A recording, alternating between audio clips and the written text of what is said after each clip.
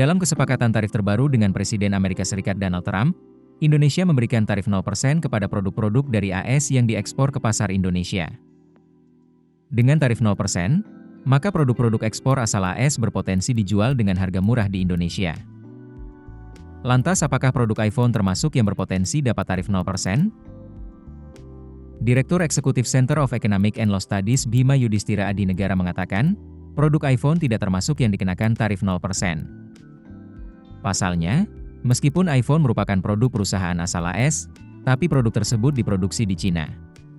Jadi, berdasarkan negara asal, iPhone merupakan produk buatan Cina bukan AS. Sementara kebijakan pembebasan tarif bea masuk hanya berlaku untuk produk-produk yang diproduksi di AS.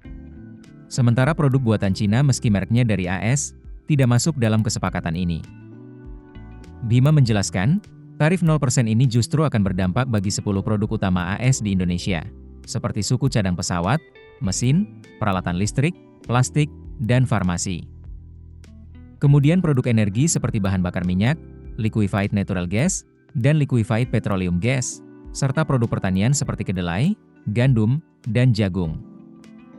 Produk-produk yang berasal dari AS itulah yang akan mendapatkan penurunan harga di pasar Indonesia. Menurut Bima, masuknya impor produk dari AS dengan harga murah itu bakal berdampak negatif terhadap produsen di dalam negeri, seperti produk peternakan dan pertanian. Misalnya, produk susu dan olahan susu dalam negeri akan menurun permintaannya, bahkan bisa hilang sama sekali akibat kebijakan tarif 0% ini.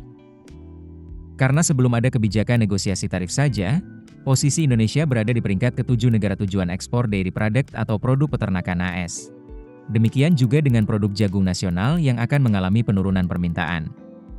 Bahkan, berpotensi menyebabkan petani jagung gulung tikar karena harga jagung lokal kalah bersaing dengan produk jagung dari AS.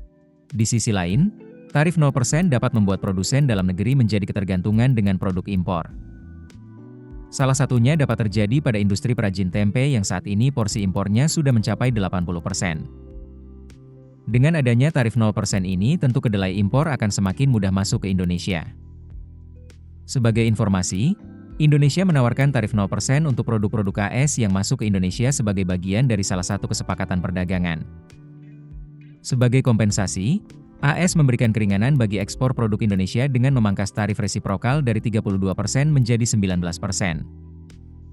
Dalam unggahan berikutnya di Truth Social, Trump mengatakan Indonesia telah berkomitmen untuk membeli energi AS senilai 15 miliar US dollar, produk pertanian Amerika senilai 4,5 miliar US dollar, dan 50 pesawat Boeing.